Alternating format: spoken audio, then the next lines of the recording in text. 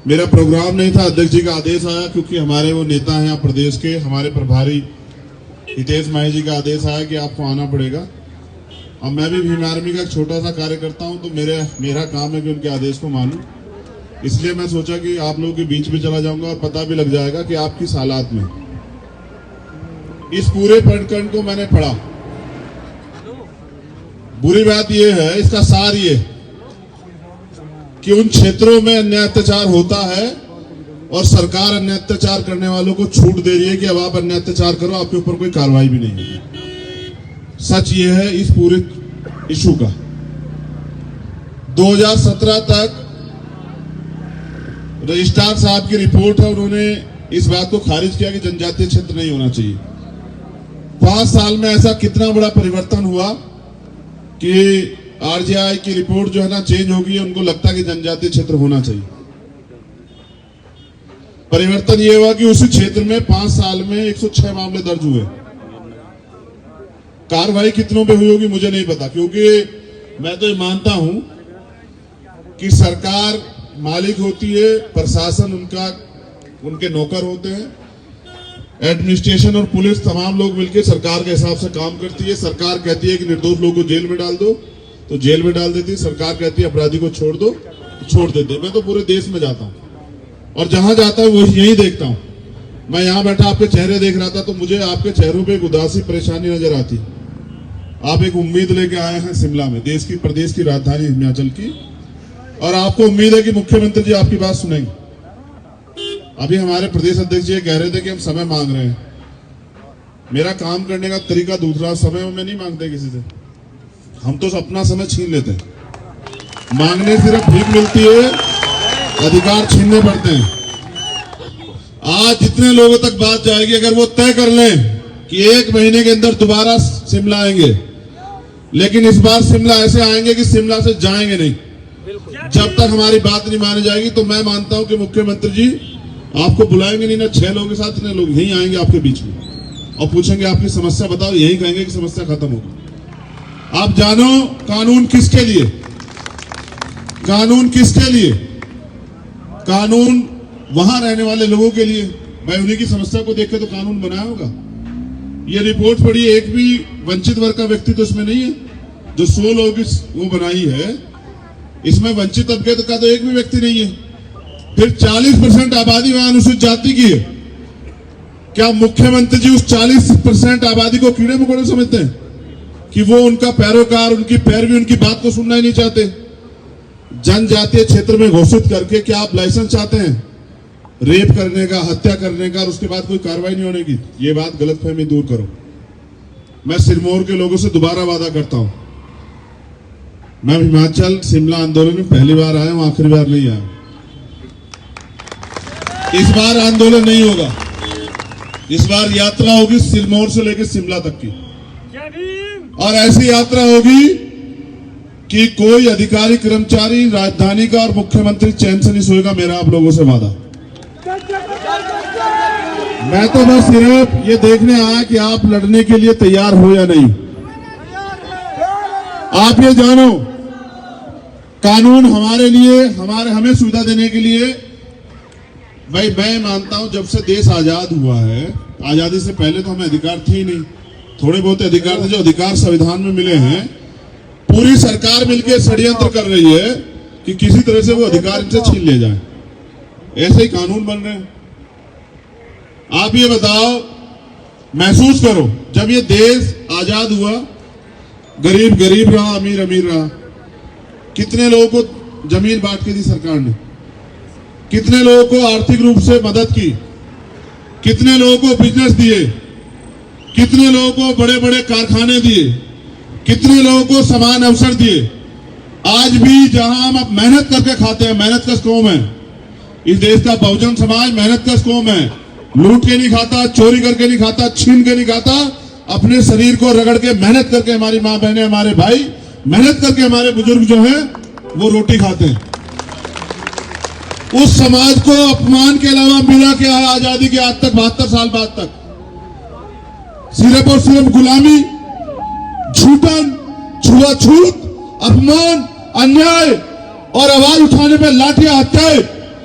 मैं समझता हूं कि वो दिन चले गए कि जो समय में गाय बकरी बैल समझ के, गाजर मूली समझ के अन्य अत्याचार कर देता था। अब भीम आर्मी भारत एकता मिशन के लोग ईंट का जवाब पत्थर से देना जानते हैं। जो जिस भाषा में समझेगा, मैं प्रदेश की राजधानी से बात कह रहा हूं, जो जिस भाषा में समझेगा उसको उसी भाषा में समझाएंगे। हम संविधान को मानने वाले लोग। होगा क्या? जनजातीय क्षेत्र बन जाएगा तो पीसीआर एक्ट लगेगा, 2 साल की सजा इसमें हार्डली। इस एक्ट की वजह से, इस एक्ट की शव यात्राएं निकाली जाती है, इस एक्ट को हटाने की बात की जाती है। फिर एक भाईचारे की बात होती है, हिंदुत्व की। उस भाईचारे में हम लोग चारा ही तो बन रहे हैं। जब हमारे अधिकारों की बात आती तो हमारे अधिकार छीनने के लिए शव यात्रा और रैलियां निकाली जाती हैं, आंदोलन होते हैं, और सरकार के लोग उनको बिना परमिशन जो है अवसर देते हैं। और हमें जो है, क्या हमारी पोटा साहिब से आने वाली टीम की गाड़ियां नहीं रोकी गई? क्या हम नहीं देख रहे हैं बैठ के? हम सब देख रहे हैं। मगर मैं प्रशासन के लोगों को नहीं कुछ कहना चाहता, क्योंकि ये तो बेचारे सेवक हैं। कल आपकी सरकार होगी तो आपका काम करेंगे। अभी देखा नहीं आपने, लाइट कट गई। कैसे कट गई लाइट?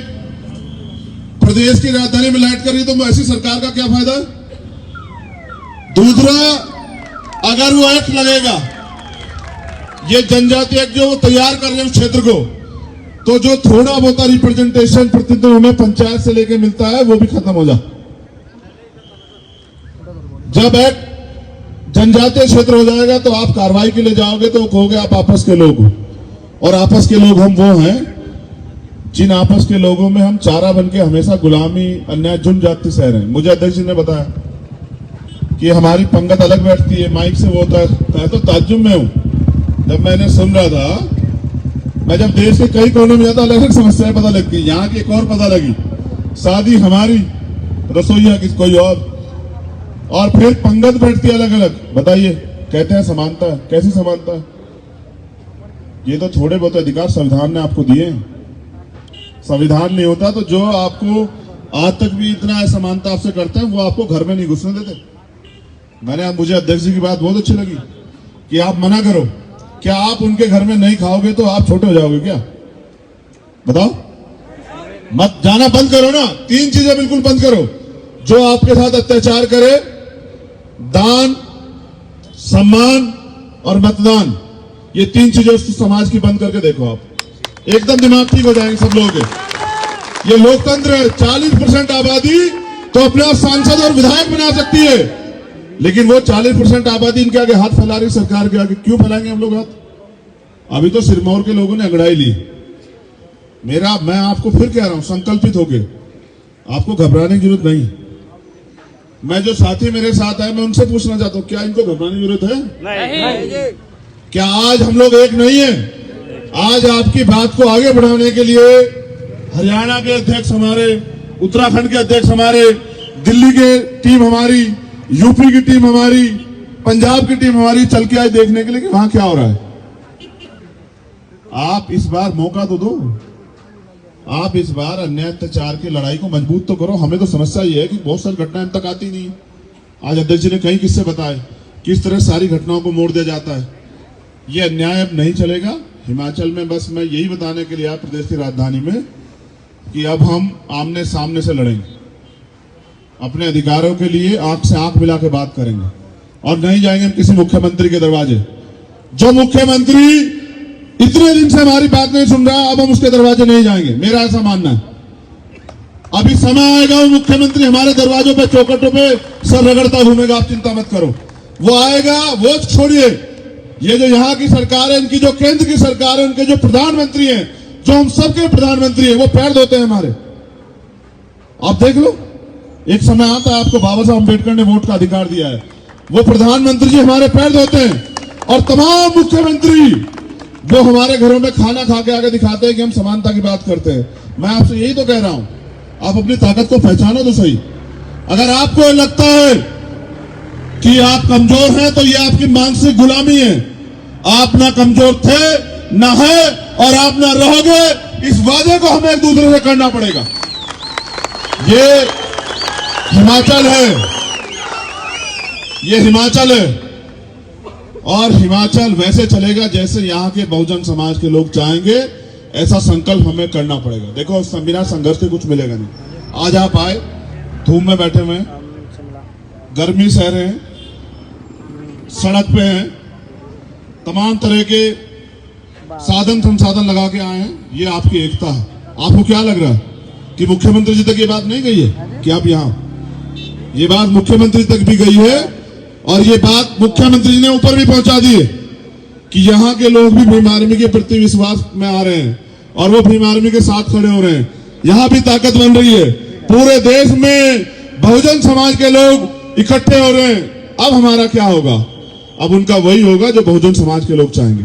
जो मुख्यमंत्री हमारी बात नहीं सुनेगा ना, उसकी कुर्सी का एक पाया तोड़ देंगे हम लोग। मुख्यमंत्री जी बैठ नहीं पाएंगे चैन से। देखो, समझो और जान लो, आजाद भारत है। जितना अधिकार उनके पास, इतना आपके पास। बस उस अधिकार को लेना है। मैं तो यहाँ के नौजवानों से अपील करूंगा कि संघर्षों के साए में घनघोर जवानी पलती है और इतिहास उधर झुक जाता है जिस ओर जवानी चलती है। यहाँ जवानी, नौजवान, मेरी बहनें, मेरे भाई, वो कमर कसे हैं। क्या आप गुलामी सहने के लिए पैदा हुए हैं? क्या गुलामी किसी भगवान ने आपकी किस्मत में लिखी है? क्या आप बेबस और जानवरी जीवन जीने के लिए तैयार हुए हैं? क्या आपका कोई स्वाभिमान सम्मान नहीं है? भारत आजाद है। भारत को संविधान चलाता है। संविधान में हमें बराबर के अधिकार हैं, वोट का भी और समानता का भी, अवसर का भी। लेकिन वो आपको तब तक नहीं मिलेंगे जब तक कानून बनाने की ताकत आपके हाथ में नहीं आएगी। जो सरकार जिससे आप मांग रहे हैं ना, अगर आप पिछलग्गू बने रहे तो ये सरकार आपको कुछ नहीं देगी, सिर्फ झूठन देगी। और अगर आपने अपनी ताकत, कीमत, अपनी वैल्यू समझ ली तो ये सरकार आपके घर आके पूछेगी कि बताइए आपकी इच्छा क्या है, आप चाहते क्या? फिर आपको धूप में यहाँ नहीं बैठना पड़ेगा। मुझे कष्ट है, नौजवान साथियों को तो मान लेता हूं, लेकिन मेरी बहनें यहाँ बैठी, मुझे दुख है। और क्या नहीं अत्याचार होते, क्या हम नहीं जान रहे? क्या हमें नहीं बताया गया कितने तरह के अत्याचार होते हैं गांव देहात से लेके? और आवाज उठाने पे क्या नहीं होता? हिमाचल के लोगों को अब फैसला लेना पड़ेगा। मैं नौजवानों से पूछना चाहता हूं, यहां बैठे हर एक शख्स से पूछना चाहता हूं, क्या आप गुलामी का जीवन जीना चाहते हैं? क्या आप इस गुलामी की बेड़ियों को काटना चाहते हैं? क्या आप चाहते हैं आपको भी स्वाभिमान, सम्मान और अधिकारों के साथ जीवन मिले? दोनों हाथ उठा के बताओ कितने लोग चाहते हैं। अगर इतने लोग दोनों हाथ उठा के इस बात का संकल्प करते हैं तो 6 महीने में अगले हिमाचल का कोई कोना नहीं बचेगा जहां से यह आंदोलन मजबूत नहीं होगा। और फिर मैं कह रहा हूं, मांगना नहीं है, अपनी ताकत बनानी। देखो, आपको लगता है कि आप यहां एक दिन इकट्ठा हो जाओगे, मुख्यमंत्री थाली में सजा के आपको देंगे, नहीं। जिस दिन मुख्यमंत्री को पता लगा कि उनका समाज जमीनी रूप से एकजुट हो रहा है, और जो लोग पहुंचे थे सिरमौर, वो सिरमौर, जो लोग शिमला पहुंचे थे वो सिरमौर वापस नहीं गए। उन्होंने जाके क्षेत्रों में जाकर काम करने के लिए काम करना शुरू किया और अपने लोगों को बताना शुरू किया कि क्या अन्याय होने वाला है। अभी के वो जो किन्नौर से आए थे, उन्होंने बताया कि जनजातीय क्षेत्र के बाद हमें क्या सहना पड़ रहा है। मैं आपसे भी कह रहा हूं, कल जो गुलामी आपके ऊपर थोपी जा रही है, अगर आप उसको रोकना चाहते हो तो आपको गांव से निकल के, घर से निकल के, अपने क्षेत्र से निकल के अपने समाज को तैयार करना पड़ेगा। कल जो होने वाला उसके लिए अपने लोगों को जागरूक करना पड़ेगा। कल जो अन्याय, अत्याचार, जोर जबरदस्ती, गुलामी और जो अधिकारों के विहीन, बिना अधिकारों के जो समय आपकी तरफ दौड़ के आ रहा है, उसको रोकने के लिए आपको मेहनत करनी पड़ेगी। कितने लोग हैं जो इसमें साथ देंगे? जरा हाथ उठाओ। अब इनके हाथ नोट कर लेना, दोनों हाथ उठाओ, ऊंचे से उठाओ हाथ, इतने ऊंचे से कि दिखाई दे आपके हाथ। बताओ, जवाब तो नहीं दोगे? बताओ, सरकार को पता चलना चाहिए, नहीं चलना चाहिए? आप गुलामी नहीं चाहते ना? नहीं चाहते ना? धन्यवाद। तो मैं आपसे निवेदन करता हूं कि अध्यक्ष जी, ये आंदोलन तो आज शुरू हुआ, सरकार अपना काम करेगी, हम लोग अपना काम करेंगे। आज के बाद यहां आई हिमाचल की टीम, वो जाएगी क्षेत्रों में और तैयार करेगी, और हम लोग डेट तय करेंगे, और सिरमौर से उसी जगह जहां अन्याय सबसे ज्यादा, और हम देखेंगे कौन रोकेगा यात्रा को। हमारी जिम्मेदारी। हम खुद रहेंगे उस यात्रा में, और पैदल ही नहीं, अपने लहू का एक कतरा जो है ना, वो हिमाचल के वासियों से, अपने बहुजन समाज के लोगों से कह रहे हैं, वो इस धरती के लिए, अपने देश के लिए, इसकी तरक्की के लिए और आप सब लोगों के अधिकार, स्वाभिमान, सम्मान के लिए निछावर करेंगे। लेकिन अब गुलामी नहीं सही जाएगी। अब जुल्म जाति के सामने हम लोग घुटने नहीं टेकेंगे। बाबा साहब अम्बेडकर कहते हैं जीवन लंबा नहीं महान होना चाहिए। 100 दिन बकरे की तरह जीने से अच्छा एक दिन शेर की तरह जियो। और याद करो, बलि किसकी दी जाती है बताओ? कभी शेर की बलि आपने देखी किसी को देते हो? जिस दिन आप अपने अधिकारों के लिए सड़क पे आओगे, ये सरकारें अपने आप ठीक हो जाएंगी। और बाकी भैया बता ही दिया अध्यक्ष जी कि हमारा पुश्तैनी कार्यक्रम क्या था है?